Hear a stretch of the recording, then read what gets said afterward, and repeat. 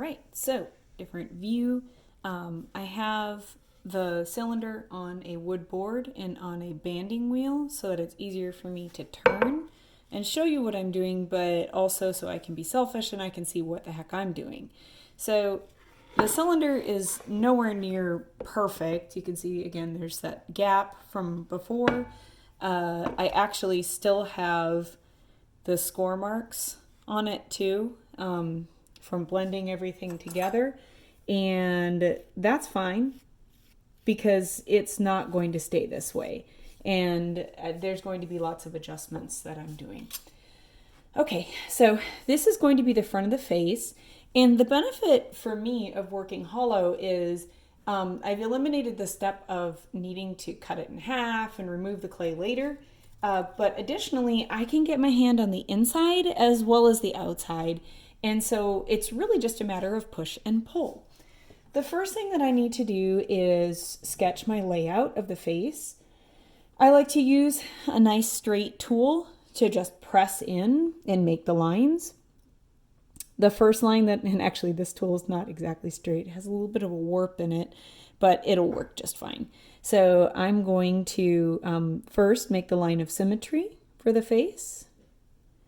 And then this is not the entire head. I will be adding on for the chin and the jawline, and I'll be adding for the top of the cranium. So I'm going to find where the center is, and I'm going to move up just a little bit because the top of the head will come up roughly about this high, and the chin will be coming down about the same distance too.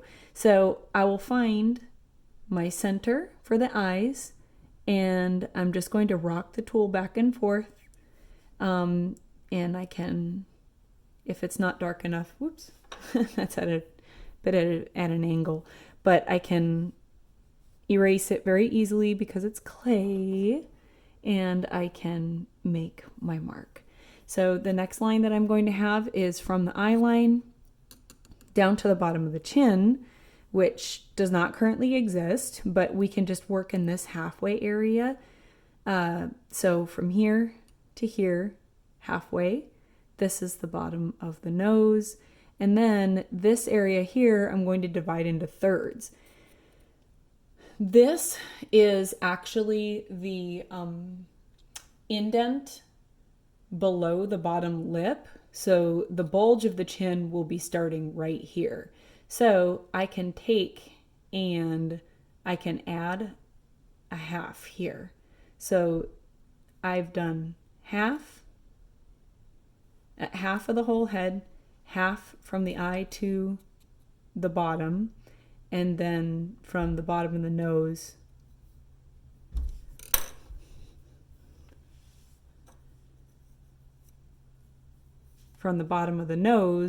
to the chin dent. This is actually 2/3, and I'll be building on one last third. So you can just divide this part in half and that will work. So I really actually have the starting of my face. Next, there are 5 eyes that should fit across the width of the face. So if I look, my thumb is pretty close to the size that I will need for the eyeball itself. So if I put my thumb in the center where the line of symmetry crosses the eye line, and then I put my other thumb on the outside of the middle thumb, that is where my first eye socket will be. So I'm going to put my other hand inside and then press in with my thumb on the outside while pressing out with my fingertips above, around, and below to allow for the beginning of a formation of an eye socket. And I will repeat the process on the other side. Again, measuring for about where the eye will be. And then my outside thumb is pushing in, my inside fingers are pushing out, and repeat. So that I have the starting of the placement for the eyes, the eye socket. Now, your eye sockets are actually bigger than your eyes. So I'm going to be working on pushing the clay outward with the hand that's on the inside and pushing the clay inward with the hand that's on the outside. This process also allows me to have greater control over the structure of the face that I end up with. So I'm enlarging my eye sockets a bit more. And now I'll let those be because I'm just going to rough everything out. The next thing that I'm going to do is start pressing out the nose. So I know this is the bottom of the nose. And so my hand on the inside is going to press the clay right here outward to start forming the bottom of the nose. I will be adding material on as well to create the shape of the nose that I would like, but this is just to give it a foundation. The other thing is I'm not just pushing harshly out. I'm actually just using a little bit of force and very delicately coaxing the clay to move outward. This finger I'm going to keep rested underneath the nose to make sure that this part doesn't get pushed out and I can support the clay. So now I'm just coaxing the clay outward, allowing it to stretch, but I'm not forcing it, otherwise I'll rip a hole. And so if you look from the side, you can see I'm actually starting to create a nose. And so I will repeat on the bridge. Now realize, whoops, I just made a hole. I made a hole. Is that the end of the world? Certainly not. I could just leave that hole and sculpt because I'm going to be adding additional clay anyway, or I can take clay and I can make a patch from the inside, whichever way I would like to continue working. So I have the starting of a nose. Now I'm going to work on the brow structure. And it's a good time to consider what sort of a look you might want your figure to have. Do you want a sharp brow, a soft rounded brow? Look at your own face. If you can, have somebody take a photo of you in a profile so you can start to see the shape and how far it protrudes out on you. Next, I'm going to protrude out this mouth shape right underneath the nose. I'm not going to worry about making the structure of the lips or anything like that at this point. I'm just trying to get the foundation. And so I'll do the same thing over here.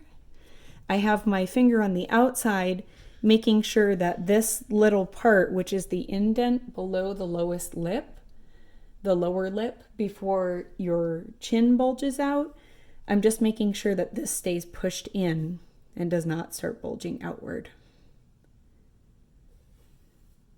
So I have the starting of a foundation of a face.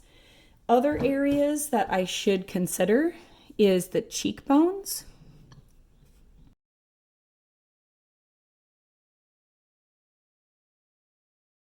And we don't have the back of the skull on yet.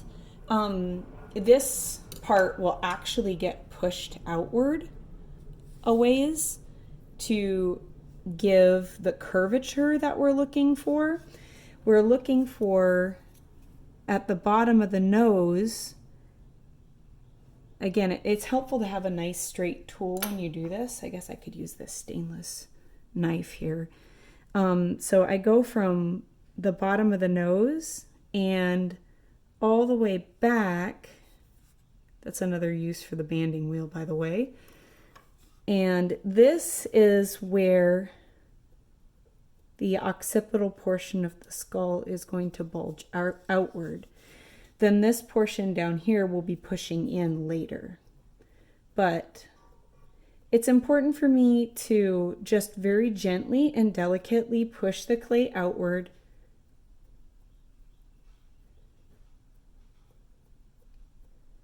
And I'm looking at it in the profile. I actually have my head way down at the same level.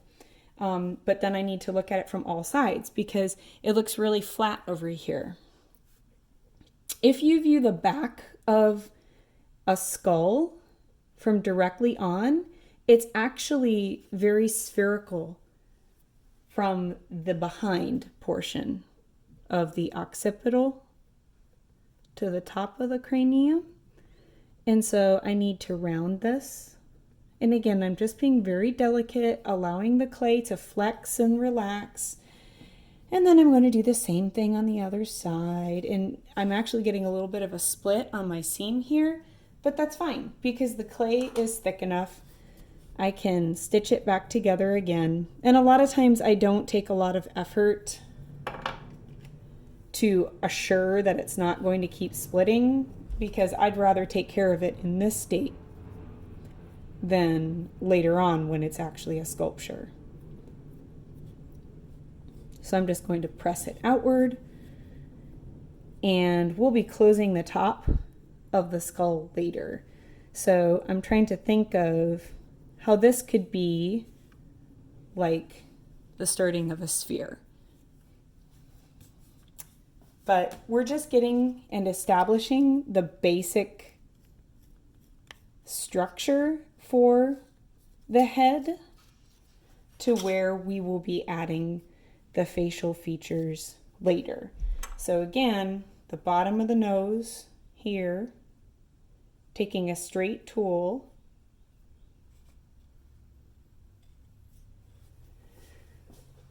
and that angles upward because I moved it. But I'm taking a straight tool, and again, I am on a video, so I'm not really straight on like you would be. And then I'm going to, whenever I have my hand on the inside pressing out, I have my other hand on the outside bracing, usually below the inner hand. Doesn't, this clay down here doesn't move because I don't want it to.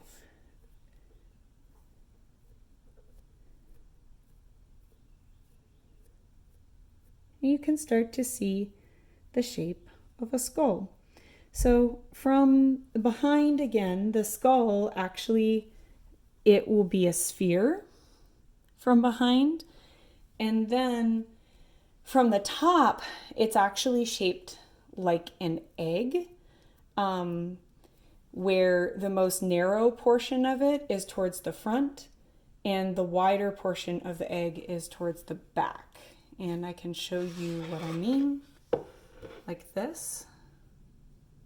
So you can see it's more narrow in the front and more wide in the back. And this is just really quickly roughed out. It's not very precise at this point.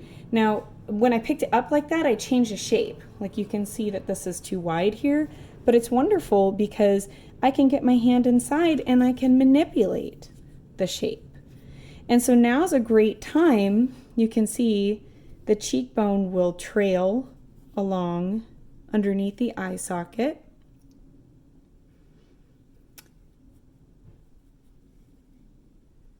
And press in here. This is where we're going to have our temple. So you can start to see the structure of the face emerging.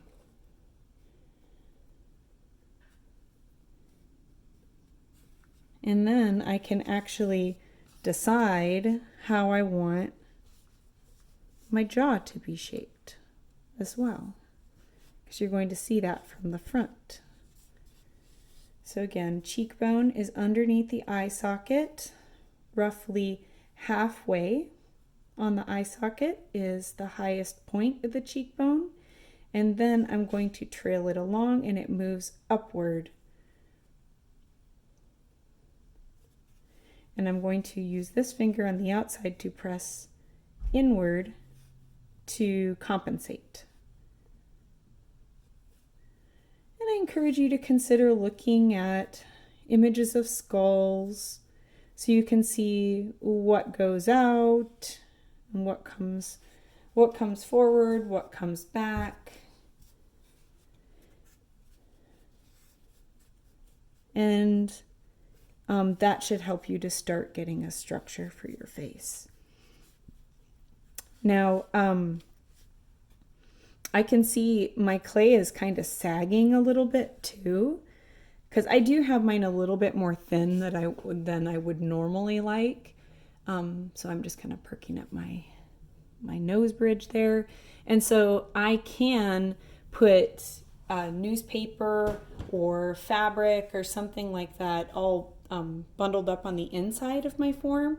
But for the most part, just as I keep working with it, the clay will start to dry out a bit.